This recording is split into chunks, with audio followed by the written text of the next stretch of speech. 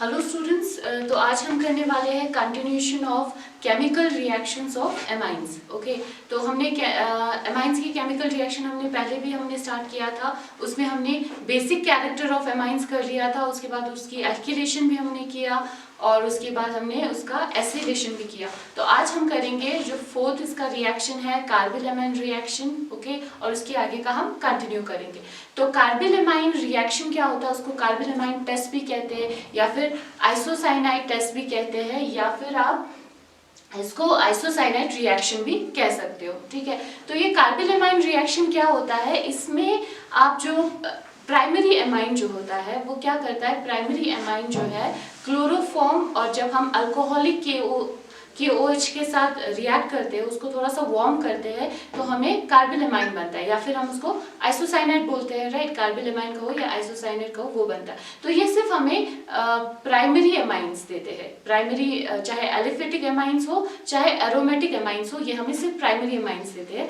Secondary और tertiary amines जो है ये रिएक्शन नहीं देते हैं। तो इसीलिए इसको डिस्टिंग्विश करने के लिए, यानी टेस्ट के लिए हम यूज करते हैं, कि ताकि हमें पता चले कि ये प्राइमरी एमाइन है या नहीं करके। प्राइमरी एमाइन के टेस्ट के लिए हम ये रिएक्शन यूज करते हैं। ओके, तो ये जैसे कि मैंने आपको अभी बताया, जैसे हमने यहाँ पे किया, प्राइमरी एमाइन लिया, दिस इज क्लोरोफॉर्म। ठीक है, ये जनरल रिएक्शन लिखा है मैंने। तो जनरल रिएक्शन में आपने प्राइमरी एमाइन लिया है, क्लोरोफॉर्म लिया है और अल्कोहलिक KOH लिया है। ठीक है, इसके 3 मॉलिक्यूल लिए, तो आपको क्या मिला, एल्किल आइसोसाइनाइड मिला। राइट, तो अगर आपका यहाँ पे फिनिल ग्रुप हो तो आपको फिनिल आइसोसाइनाइड मिलेगा। ठीक है, क्योंकि यहाँ पे एल्किल ग्रुप है तो एल्किल आइसोसाइनाइड मिल रहा है। ठीक है, और बाकी के जो 3 KCl मिल रहे हैं और 3 मॉलिक्यूल हमें वाटर के मिल रहे हैं। ठीक है, अगर हम इसका एग्जाम्पल देखेंगे, दिस इज इथिलेमाइन। ठीक है, इथिलेमाइन का मैंने एग्जाम्पल दिया है।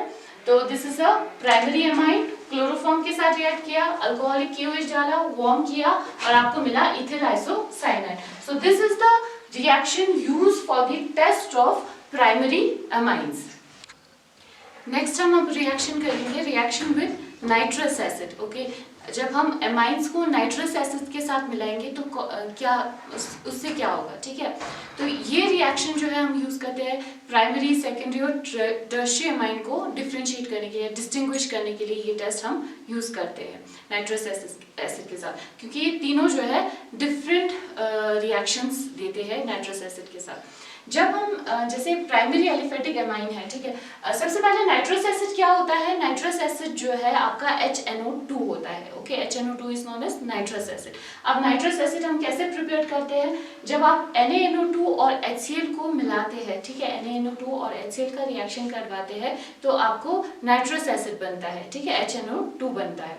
तो जब हम प्राइमरी एलिफेटिक एमाइन की, ठीक है, उसको हम नाइट्रस एसिड के साथ रिएक्ट करवाते हैं, तो जैसे HNO2 के फॉर्म में ऐसे भी मैंने लिखा है, और HNO2 आपको पता है NaNO2 और HCl से बना हुआ है। ठीक है, तो ऐसे भी आप लिख सकते हो। तो आपका क्या बनता है, सबसे पहले डाइजोनियम सॉल्ट बनता है। This is diazonium salt, you know R N2 पे पॉजिटिव और Cl negative, so this is diazonium chloride है। ठीक है, कौन सा सॉल्ट है, डाइजोनियम क्लोराइड है। तो डाइजोनियम सॉल्ट बनेगा और उसमें से जैसे ही वाटर रिलीज हो, ये डाइजोनियम, क्योंकि ये एलिफेटिक है, ठीक है, R is aliphatic diazonium salt जो है काफी अनस्टेबल होता है, बहुत ही अनस्टेबल होता है।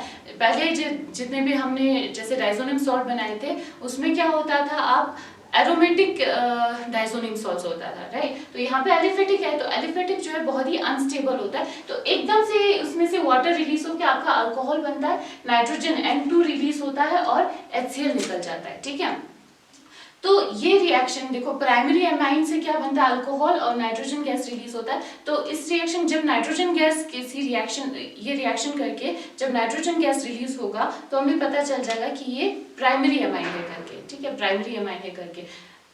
और उसके बाद अगर हम बात करेंगे सेकेंडरी एमाइन किस तरीके से रिएक्शन देता है। ठीक है, सेकेंडरी एमाइन जैसे R2NH लिया है, ठीक है, HONO क्या है, HNO2 ही है। राइट, देखो HNO2, ठीक है, इस तरीके से भी हम लिख सकते हैं HNO2।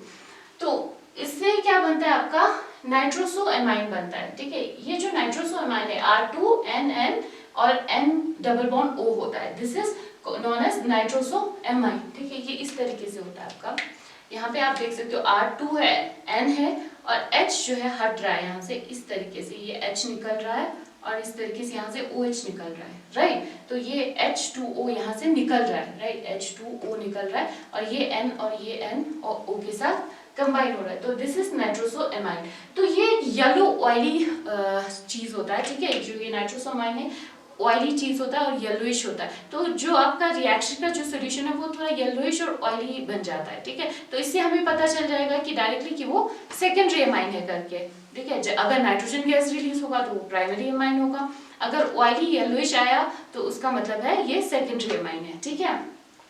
उसके बाद है आपका टर्शियरी एमाइन। टर्शियरी एमाइन में क्या होता है, टर्शियरी एमाइन में आपने HNO2 मिलाया, ठीक है, दैट इज नाइट्रस एसिड, तो आपको सबसे पहले नाइट्राइट सॉल्ट मिलता है, ठीक है। उसके बाद जैसे आप डायरेक्टली कोल्ड लिया है, ठीक है, ये सबसे पहले आप कोल्ड लोगे, ठीक है, ठंडा लोगे, इन सब केस में पहले ठंडा ही आप लोगे ये सारा, ठीक है। कोल्ड नाइट्रस एसिड लोगे आप, नाइट्रस एसिड लोगे यहाँ पे कोल्ड, ठीक है, ये ठंडे मतलब जैसे ही आप ठंडा करोगे आपको एक क्लियर सॉल्यूशन मिलेगा, ठीक है। तो क्लियर सॉल्यूशन मिल जाएगा, इसका मतलब है कि वो टर्शियरी एमाइन है। Clear solution of what, nitrite salt, nitrite salt का क्लियर सॉल्यूशन बनता है, ठीक है। तो अगर उसको थोड़ा सा अगर हम वार्म करेंगे तो फिर जाके वो नाइट्रोसोएमाइन बनता है, अगर वार्म नहीं करेंगे ऐसे ही रहने देंगे तो क्लियर सॉल्यूशन बन जाएगा नाइट्राइट सॉल्ट का, ठीक है। तो जैसे ही क्लियर सॉल्यूशन मिलेगा हमें पता चल जाएगा कि हमने कौन सा लिया था, टर्शियरी एमाइन लिया था, राइट। तो ये रिएक्शन डिस्टिंग्विश करने के लिए यूज होता है प्राइमरी, सेकेंडरी और टर्शियरी को, ठीक है।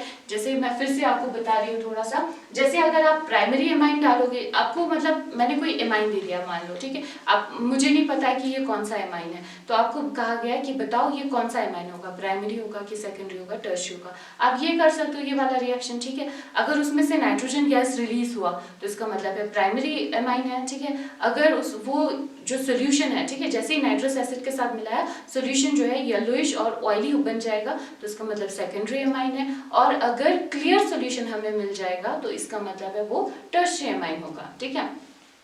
तो जैसे अगर प्राइमरी, यहाँ पे तो प्राइमरी एलिफेटिक एमाइन की बात हो रही है, ठीक है। अगर मान लो एरोमेटिक लिया, ठीक है, तो एरोमेटिक लिया तो हमें क्या मिलेगा, डाइज़ोनियम सॉल्ट पे ये रिएक्शन रुक जाएगा, ठीक है। डाइज़ोनियम अगर टेम्परेचर आपने 273 से 278 केल्विन के लिए दिया, ठीक है। अब हम एरोमेटिक की बात करें, ये तो हो गया, ठीक है, ये पोर्शन हो गया। अगर मान लो मैंने एरोमेटिक प्राइमरी एमाइन लिया है, ठीक है, एरोमेटिक लिया है, तो उस केस में क्या होगा, ये रिएक्शन अगर मैं 273 और 278 केल्विन के बीच में अगर मैं करूंगी तो मुझे क्या बनेगा, मेरा डाइज़ोनियम सॉल्ट बन जाएगा और यहीं पे रिएक्शन रुक जाएगा। क्यों, क्योंकि अगर एरोमेटिक डाइज़ोनियम सॉल्ट बनेगा तो वो स्टेबल होता है, ठीक है।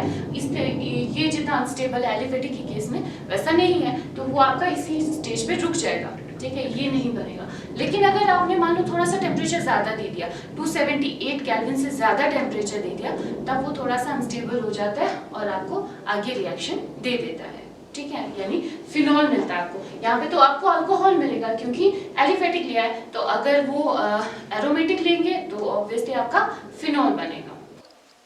ओके, तो ये यहाँ पे हमारा दो जो रिएक्शन है वो एंड हो गया। बाकी और दो अब इसके रिएक्शंस बचे हैं एमाइंस के, ठीक है। एक रिएक्शन है रिएक्शन विद एडिल सल्फोनिल क्लोराइड और नेक्स्ट है इसका इलेक्ट्रोफिलिक सब्स्टिट्यूशन रिएक्शन, ठीक है। तो ये दो रिएक्शन के बाद आपका ये आपका एमाइंस का केमिकल रिएक्शन खत्म हो जाता है।